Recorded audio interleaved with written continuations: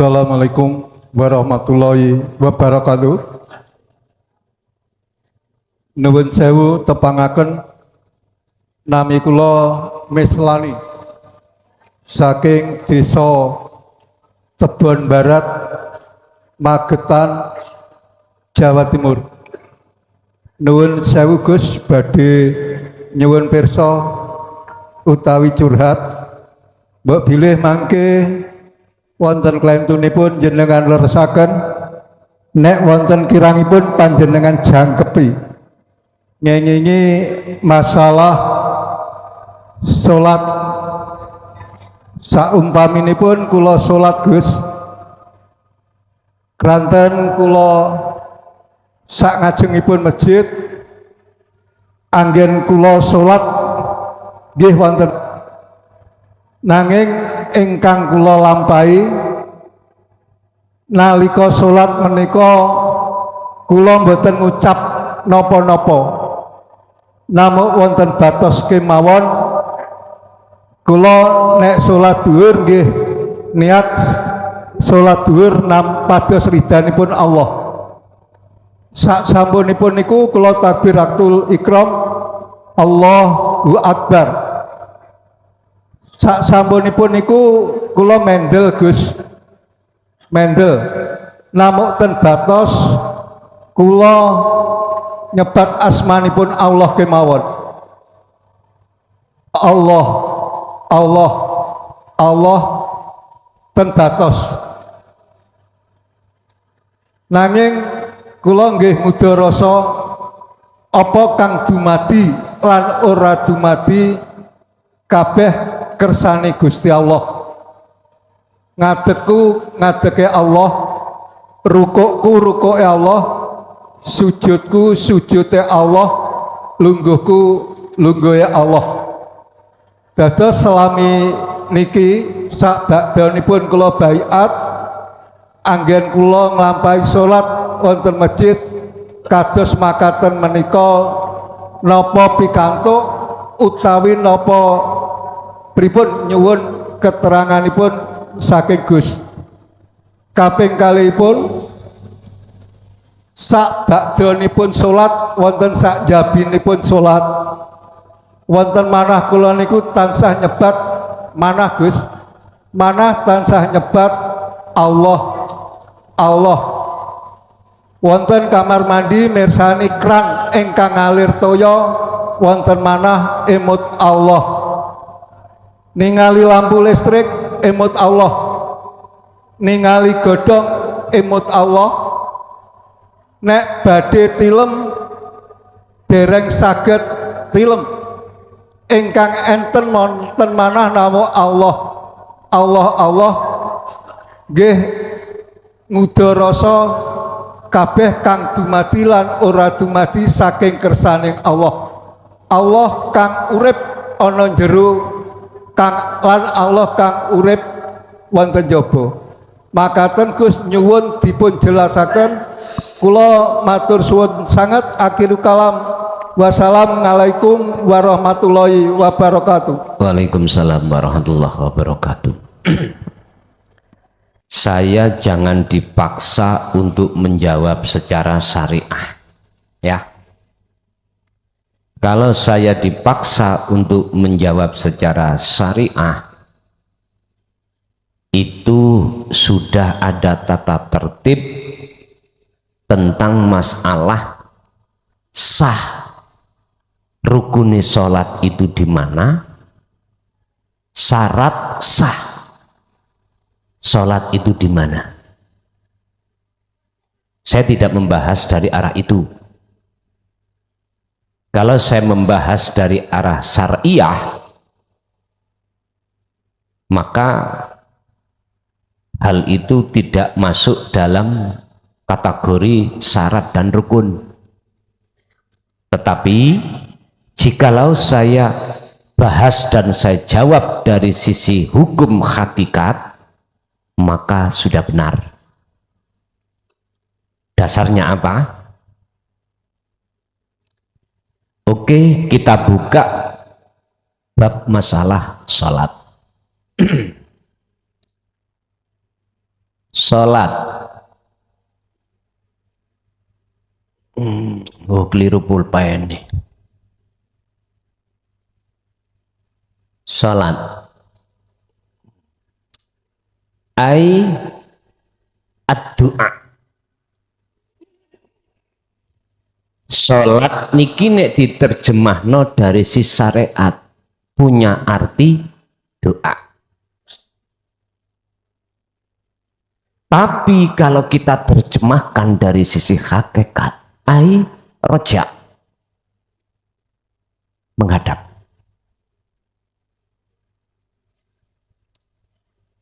Dan roja inilah Bapak Ibu yang akan dekat sekali dengan maksud sidqul ubudiyah. Menghadap itu dekat sekali dengan sing diadep. Makanya mengapa di dalam salah satu ayat Allah mengatakan ud'uni, terus ada jawaban astajib lakum yang syaratnya disembunyikan. Orang syariat ini mengartikan jalu osironi ingsun, mintalah kau terhadapku. Lah ngoten ta? Cuman banyak di antara golongan kita ini tidak tahu status di belakang mutakalim itu ada syarat. Apa syaratnya? Jikalau kau betul-betul mintanya terhadapku, yo astajib. Otomatis bab masalah menghadap, bab masalah mintanya hanya pada Allah harus bertemu dulu, gitu loh. Bagaimana mungkin aku mendapatkan sesuatu dari seseorang, sesuatu itu sementara aku belum bertemu terhadap yang memiliki enggak mungkin, Pak. Kalau aku mendapatkan, kalau mungkin mendapatkan, itu tidak dikatakan memohon, tapi menyolong, mencur. Lo enggak ketemu dulu, enggak taren dulu, enggak bilang dulu. Ini yang sering terjadi di tengah masyarakat. Sehingga mengapa as-sholah itu diartikan doa, sehingga isi bacaan rukunnya itu kebanyakan mengandung doa. Kalau saya mengandung menghadap,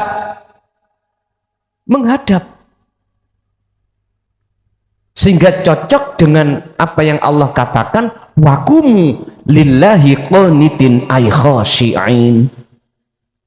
Kalau as-sholah sampai artikan menghadap kepada Allah, maka cenderung bisa menemukan kekhusyuan di dalam sholat. Kalau sampai artikan memohon, buatan sakit, Pak, karena kita tidak melaksanakan syarat terlebih dulu, yaitu bertemu Allah. Mengapa kita di masyarakat umumnya walaupun sudah tua-tua tidak dibahaskan itu, padahal itu yang terpenting. Ya ini menyebabkan kita umat Islam sebagai pengikut umat ini kena provokasi makalah sing mengatakan pokoknya gejok ono sarungku katut-katut lah ngoten ta wis gejokan sarunge sikae katut.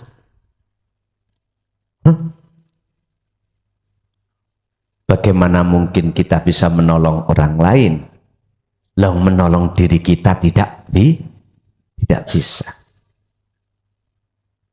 Apakah persoalannya di situ ada pertolongan selain Allah? Enggak ada. Ini kalau orang tauhid jelas pertolongan itu datangnya hanya dari Allah, tidak dari orang.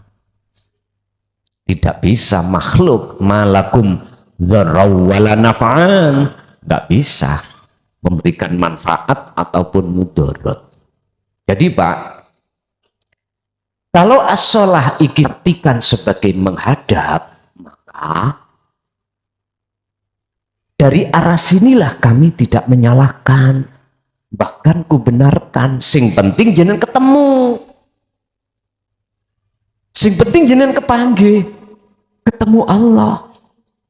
Otomatis tidak cukup kita hanya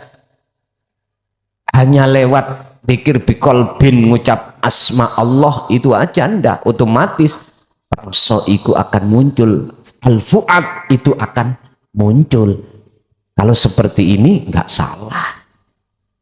Bahkan sebelum dan sesudah sholat jenengan melihat apapun, kok hati sampean itu as-su'ar, hati muncul pangrasa menetapkan sedaya iku keaguane Allah urip, tidak salah. Tapi berhubung ini tidak ada pelajaran di dalam taklimus syariah, maka golongan kita yang ada di syariat belum bisa menerima. Ini sudah wajar, Pak. Makanya mengapa hikam niki perlu kami sarah lagi. Karena apa? Dari sisi bahasanya itu masih banyak yang memakai isyarah. Tapi kami tidak akan pernah keluar dari makosidnya, makhluk syahidnya saya nggak mau keluar. Cuman gaya cara untuk menyampaikan supaya jenengan gampang mudah, saya pakai bahasa SD, bahasa yang mudah jenengan pahami, begitu. Tentang masalah syakhul kalam terserah, Pak. Sampai buat sebagai jumlah ismiyah, fi'liyah, monggo. Kalau prinsip saya, mana yang termudah, itu aja. Kalau saya pakai jumlah fi'liyah, kok menjadikan Anda ikut pusing, ya ismiyah aja. Lebih mudah dipaham. Intine, diono syarat, jawabnya kudu digenahno.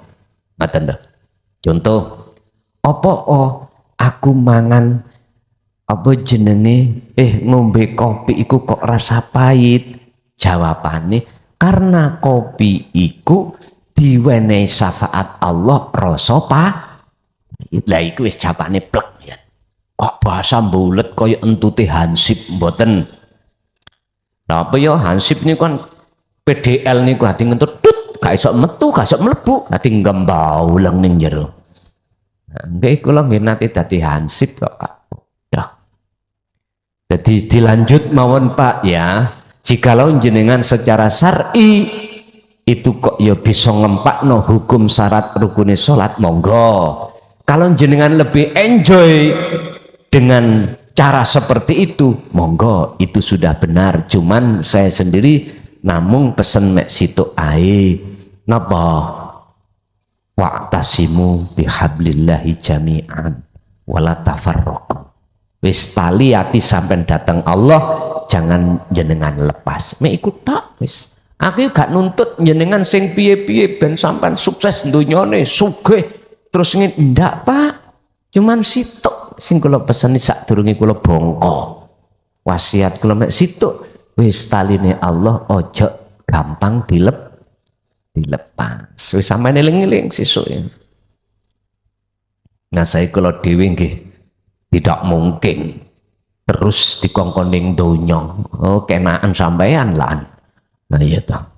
Masih Gusti Allah dhewe ya sudah memberikan apa jenenge jatah tempo terhadap saya. Wis tugasmu mek semene tahun ya wis, seperti Rasulullah berapa tahun nih beliau. Jadi nggak mungkin cara kula niki terus secara fisik nunggu jenengan sampai nggih ngapunten sampai jenengan mutu-mutu ya mboten mungkin lah. Masih kula nggih kepingin ndang cepet bongkongean. Oke. Nah gitu. Sugih melarat bakalin nanti bongko itu. Ayu, ganteng, elek, ya tetep ngono ae atine. Salah. Oke, lanjut. Assalamualaikum warahmatullahi wabarakatuh. Tepangaken sedaya khusus Gus Laksar kawula sugita saking Kudus ingkang kawula tangketaken sepindah dalam belajar menuju dzikir Sirul Asrar utawi teng makom la ilaha illa anta. Di samping pakai sarana dzikir jahri, siri maupun nafas, apa bisa pakai dzikir detak jantung? Mergi saderengipun kula belajar dzikir Sirul Asrar, kawula sampun belajar saking mursid dzikir getaran detak jantung. Sepindah ingkang kaping kalih proses menuju tajalli atau la ilaha illa anna, kita bertawajuh utawi robitoh ke Robbi atau istilah Jawa niku wayang kedalang nopo Robbikum, wayange ke yang sing nanggap. Ingkang kaping kalih. Ingkang kaping 3, kalau proses masdubun atau dari atas ke bawah sudah jelas tunggalnya, esanya menyatu atau bertajali. Tapi kalau dari wasilun, dari bawah ke atas, saya kok masih bingung, Gus. Bingungnya gini, kita disuruh melakukan 2 aktivitas di dalam satu tubuh. Maksudnya suruh tetap berjalan syariat lahiriah, batiniah suruh melakukan aktivitas hakikat. Padahal yang menjalani satu orang itu seperti Gus Lason pernah ngendikan, seperti main sepak bola dikasih 2 bola, apa bisa mengegulkan? Apa bisa kita bertajali? Apa bisa kita fokus?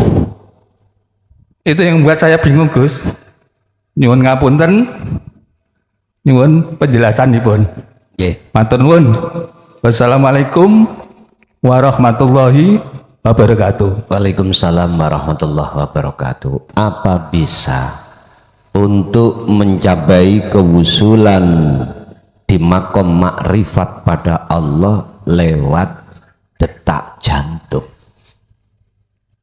Bisa. Mengapa selama ini kami lewatkan lewat jahri dengan sirri sebagai pendorong? Karena itu termudah. Mengapa termudah? Karena langsung bersinggungan menyebut nama Allah, padahal bukan nama yang kita tuju. Seperti ini, ada orang 10, ono jenenge Klason, ono jenenge Cak Bejo, Cak Muridan, wis macem-macem. Ketika saat jenengan memanggil Son Klason, sing noleh niku Cak Bejo napa Klason? Klason nggih? Oke. Iki tak urai dulu di dalam akal, maksudnya bukan berarti Allah ikut diceluk, dipanggil selain namanya itu gak noleh, ndak. Sesuai dengan kebiasaan umat Islam. Kalau umat Islam itu punya dasar yang mengatakan wa innallaha rabbi wa rabbukum, sesungguhnya Allah ikut Tuhanmu lan Tuhanku, ya fa'budu, hadza siratul mustaqim. Berarti umat Islam pangerane jenenge Gusti. Loh, itu yang mudah, saya ambil mudahnya. Tapi bukan berarti lewat jalan selain nama Allah itu nggak bisa. Enggak Pak. Kados nyuwun sewu, saudara kita di Kejawen, sang yang hidup, monggo budi yang mudah bagi jenengan. Wes, kembali kepada pertanyaan, apakah saya tidak melalui nafas Bu Allah tapi saya memakai detak jantung, boleh enggak? Bisa enggak? Bisa. Sing penting gini, Mak. Berbagai macam jalan sampean silakan, yang penting jenengan bawa kunci. Nafi isbat. Niku kuncinya. Pembersihan diri dari pengakuan, isbat menetapkan sejati ini siapa yang disebut Allah itu. Inilah yang kumaksud wedaran isi dari la ilaha illa anta yang memunculkan sirul asrar. Di dalamnya ada 3 pintu tahap. Pertama adalah merasakan, menyatakan, bahkan sampai nyun sewu sudah tidak ada siapa-siapa kecuali ingsun. Itu bukanya itu dari la ilaha illa anta, akhirnya bisa sampai la ilaha illa ana. Hanya itu, Pak. Lewat jantung sing penting jenengan ning ati yang disebut teleng iku utawa pangrasa iku sampean kembangno, sampean gugah, sampean bangunkan untuk menyatakan wujud sejatine Allah itu yang mana. Baru walaupun jenengan lewat jantung bisa. Dulu Pak tidak dibahaskan tentang masalah hal ini, hanya sekitar yes lewat jantung nok kuwi. Untuk merasakan wujud nyatane Allah tidak sedetail ini dulu, karena memang beliau-beliau itu punya pertimbangan. Hanya dikatakan disitulah nanti jikalau kau sudah ketemu gong lewang liwung berarti kamu sudah sampai.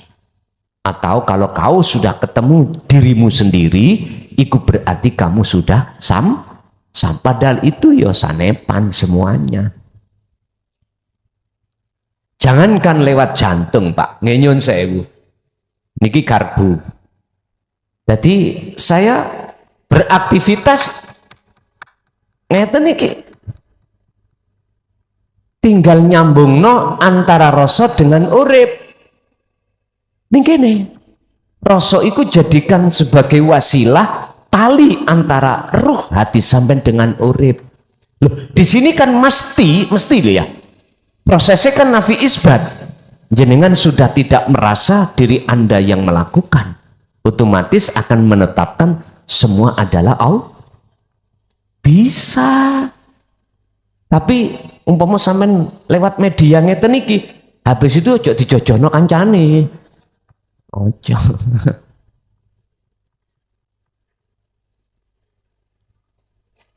Wonten sing ekstrim Pak. Nggih. Tapi iki gak salah tapi gak tak ajarno. Gak salah tapi tidak saya ajarkan. Kalau jenengan nekat ya ora apa-apa. Ngeten. Hatine wong iku kebanyakan terhalang karena merasa api. Sifat bajune Allah kita pakai. Wong diwongno wong iku sebab wong kuwi jenengan kali kula sing dimulyakno itu karena punya sesuatu. Akhirnya orang lain memuliakan jenengan dan cenderung kita akan berbangga diri daripada kayak ngono. Nek wis berbangga diri maka semakin jauh pada Allah. Akhirnya nopo Pak? Wong iki aku gak ngajarno lho ya, tapi gak salah. Akhirnya wong iki mengambil satu sikap bagaimana orang itu, wong-wong iku mboten mulyakno jenengan. Akhirnya berbuat Allah. Ngerti Allah? Berbuat elek. Contoh niki. Ketika musim orang-orang sama ibadah, jenengan ndak. Tapi tanpa disepengetahuan orang banyak, jenengan ibadah. Ada yang seperti itu, Pak. Istilah bahasa lagi, wong-wong podo nang masjid sarungan, jenengan soalan cekak. Ora jungkar-jungkir ndak, ya gak sholat sampean. Mbunggo gitar, mboyo apa. Pokoknya jam mlebu masjid lho nang gitar. Ditampek ya mbek takmir nang kok. Iku tujuannya supaya wong iku nyelok dirimu. Menghina dirimu. Sebab ketika kau mendapatkan hinaan, Anda akan bisa menetapkan sifat hakikatnya makhluk iku hina. Ada yang seperti itu, Pak. Jalan untuk menuju Allah bisa ditempuh lewat seperti itu. Tapi kami tidak mengajarkan. Tapi iki gak salah. Paham ya kalau maksud? Justru malah kebanyakan iki siapapun kita. Oleh karena tidak membawa kunci wasilah langsung pada Allah lewat ibadah sing baik diwasing wong, justru malah hati jenengan kali kula semakin jauh pada Allah. Akhirnya ya berbangga Pak diri kalau kita itu salah satu orang yang dimuliakan orang lain. Semakin jauh Pak nih pada Allah, semakin jauh. Akhirnya dia sadar, ya Allah. Akhirnya tanggal semuanya jeret dengan bentuk laku fisik yang gak pantas dilihat orang. Gak pantas. Budal dinas dari kepala desa kancutan tok. Ben dilok nih wong. Wis macem-macem. Tapi aku gak ngajarno. Gak mengajarkan hal seperti ini, walaupun ini aku gak berani menyalahkan. Paham ya? Karena apa? Ini yo jalan. Lah bagaimana jalan sampan ini walaupun itu di tengah-tengah masyarakat, hati sampan aman. Akhirnya dengan terpaksa wajib saya berikan sirul asrar. Baru dengan itulah akhirnya tidak akan mempengaruhi hati jenengan. Pun satu. Jadi sakit Pak. Sing penting jenengan iki ngecoi memegang taline hati sampean terhadap Allah. Wabtahu ilaihil wasilata wajahidu fi sabilillah. Al-Maidah. Jenengan wajib membawa wasilah atau tali. Wasilah itu tali. Tali langsung nang Allah loh. Wabtahu raihlah ilaihi untuk bertemu Allah. Meraih apa? Al-wasilata ing tali. Langsung loh tali kepada Allah iki, mboten terhadap makhluk. Mana wasilah tali rasa itu lho Pak. Rasa iku iman sing nopo sing ihsan, wong Jawa ngarani teleng ati. Nek cara bahasa kitab al-fuad niki murni Pak, tanpa bisa tercampur ambek kepentingan nafsu. Itu harus sampean pegang. Kalau ndak mboten saged. Kalau iki sampean pegang maka bisa genah ya. Dalam rangka apa? Wajah itu fisabilillah, jenengan melewati memerangi hawa nafsu, artinya menghilangkan kepentingan nafsu, baru saged ketemu Allah. Nomor 2 tentang tajalli. Robitoh itu apa? Menghadapkan wajah jenengan terhadap wajah siapa? Wajah makhluk tah atau wajah Allah? Kalau kita memakai sistem sanad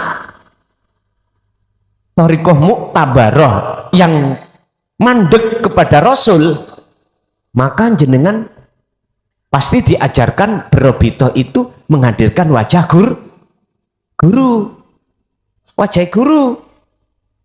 Bahkan sampean diwajibkan punya anu lho Pak, punya foto nih lho Pak. Iya, makanya banyak selfie. Tak takoni, Bu, Pak, iki nek sampean gerobito, aku nggak gelem. Masih wajahku setengah-setengah elek ngeten ya. Bukannya aku apa jenenge meleki. Ndak, masih elek kan ya manis lah ngono ah. Lah lah ngono ah. Nah nyun sewu lho ya. Nyun sewu. Aku nggak mau nek iki sampean gerobito. Sebab apa? Kalau hati jenengan menghadapkan wajah makhluk, wis masih jengking sampai mencret sampean nggak iso usul nang Allah. Sebab kula pun madosi ning Quran tentang robitoh Pak, menghadapkan wajah ini, roh ini, nggak ada satu ayat pun yang menjelaskan terhadap makhluk. Mboten enten. Justru kebanyakan aku terima baik di dalam surah Al-Baqarah ayat 115 atau di dalam surat Al-An'am 79 atau di dalam surat-surat yang lain, semuanya mengatakan tentang robitoh itu menghadapkan wajah jenengan itu hanya boleh pada wajah Allah. Hanya itu. Wajah Allah kan bisa wajah guru jenengan. Loh kalau jenengan iki bisa berobito seperti itu, maka dua bola itu anggapan orang lain, tapi bagi Anda bola itu tunggal. Pun sampean madhep mriki. Niki tangan kanan apa kiri? Kanan. Oke, niki. Ilange kanan, ilange kiri saat ngeten, Pak.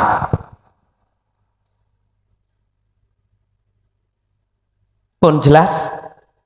Di kanan, di kiri wis gak ono sebutan. Di siji, di loro wis gak ono sebutan. Sing ono namung ahad. Ketemu Pak ning ngene. Merga dep-depan beda nek ngene. Saged sambung ta? Ketemu ta? Mboten saged.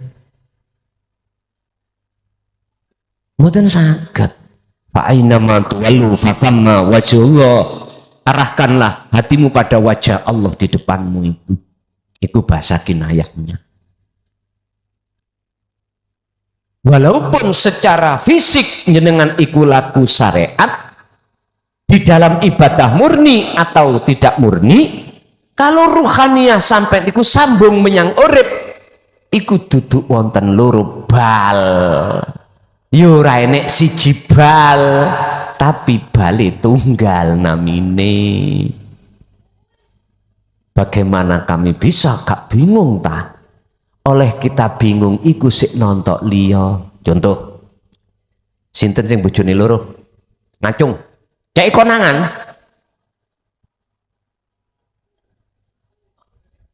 mesti bingung sampean gitu ya, bingung karena noleh rene narana kono bengok-bengok aku dorong kini dorong mari aku ya dorong nyadet remak ayo terus no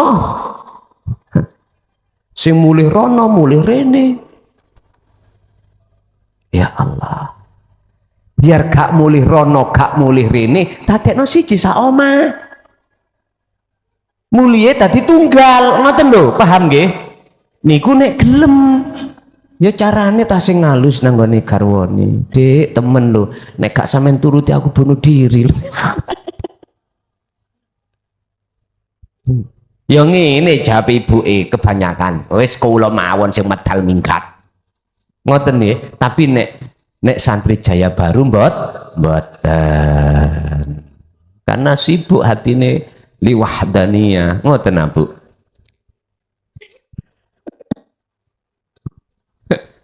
Allah. Bingung Pak karena masih melihat satu dan yang lain. Coba kalau melihat hidupnya sudah Makanya jenengan nek kepingin garwa, ojo nggarwa ati sing kedunyan. Wis ta megelno pikir, megelno ati sampean. Wis ah. Cangkemmu kok sok ngomong ngono son? Pengalaman. Lah ngono sing nggih. Lho nggih, pengalaman. Makanya golek sing hati yang muncul dari hati yang apa? Mingkol bin zahid. Hanya karena Allah, ora karena ngene, karena ngono, sehingga masih gak diblonjoni ya gak bengok, gak dikei mangan ya gak bengok, karena sedaya karena Allah. Nek bengok-bengok ayo cocotmu ngomong apa biyen. Allah wis. Jadi Pak niku mboten akan bingung jikalau jenengan tidak melihat di antara 1 dan 2 itu bahasa wayang ngambek dalang. Nomor 3,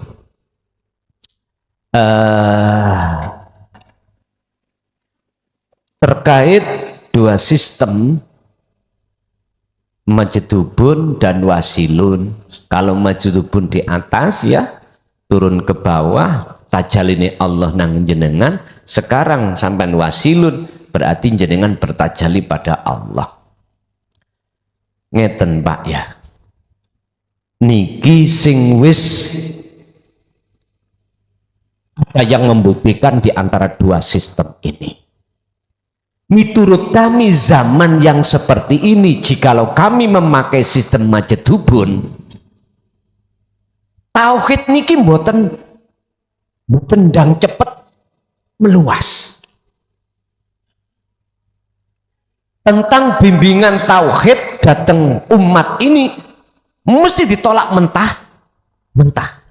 Kalau wasilun itu masih dipikir-pikir. Iya omongane klason tak rasa-rasa no ya bener. Biyen ngarani klason itu gendeng. Aku nek gak iso, aku nek gak dibekno Gusti Allah ya gak iso. Ngadeg.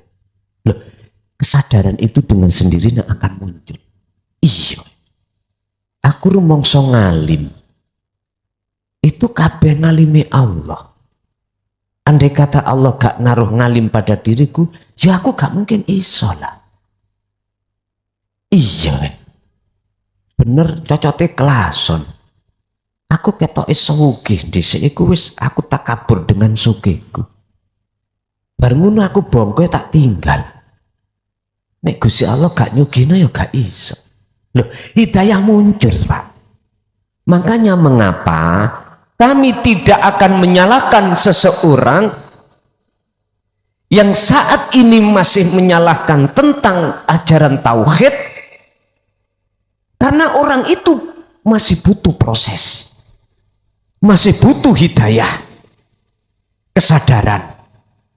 Sehingga tidak akan kusalahkan bagi jenengan yang tidak mau menerima alias menolak.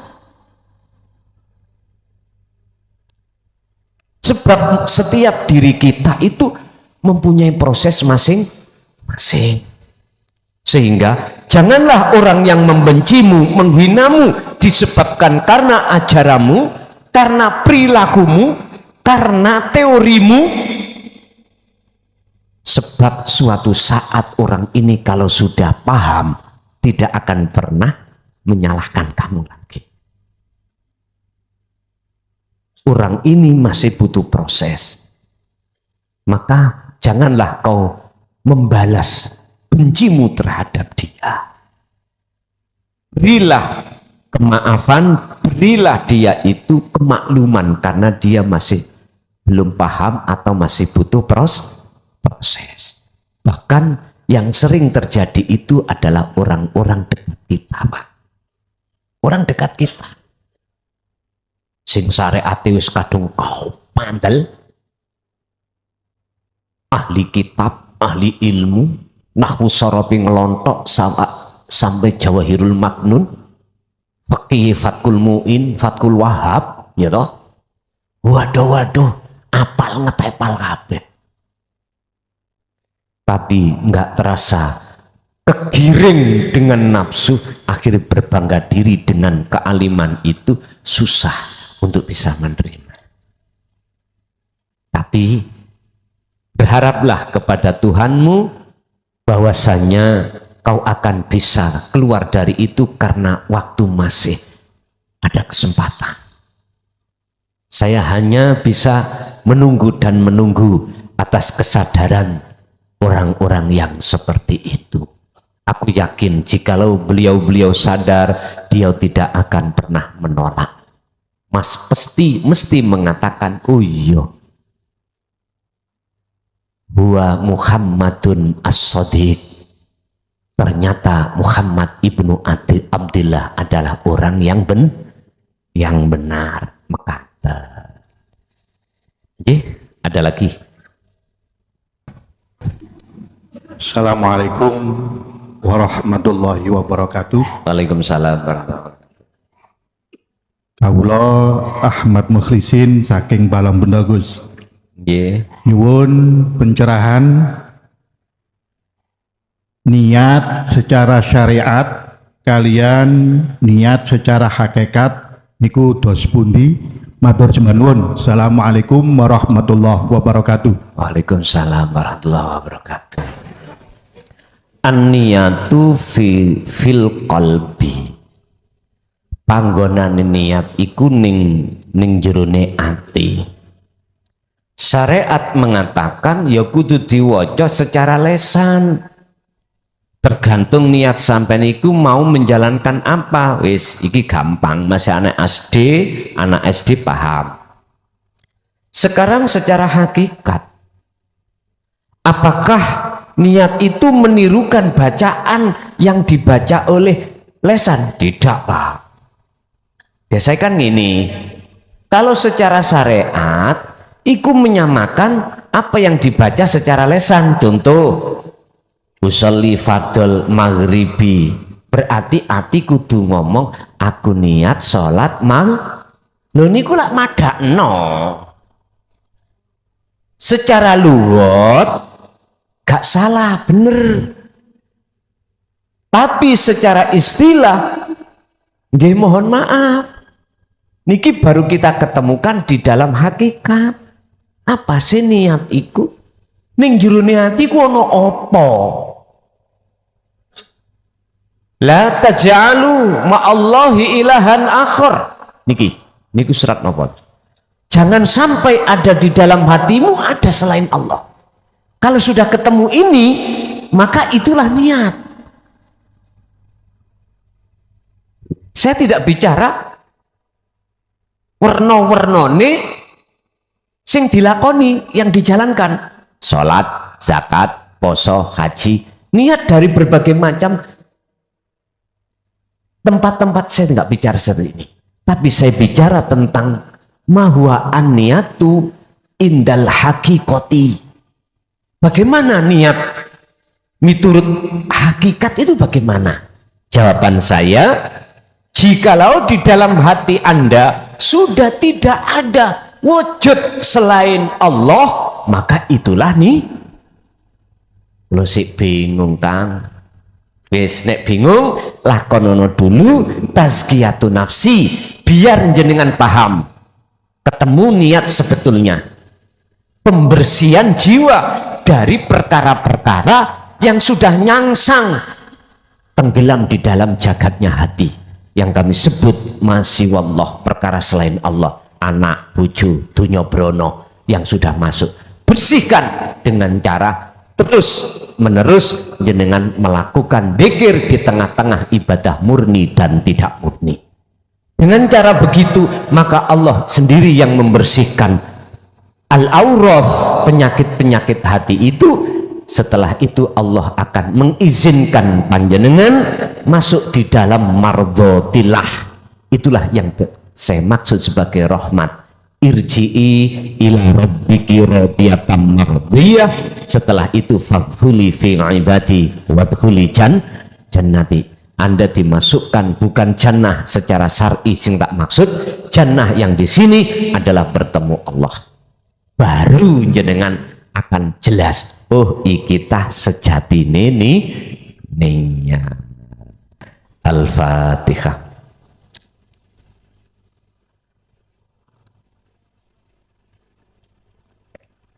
Akhirul kalam. Assalamualaikum warahmatullahi wabarakatuh.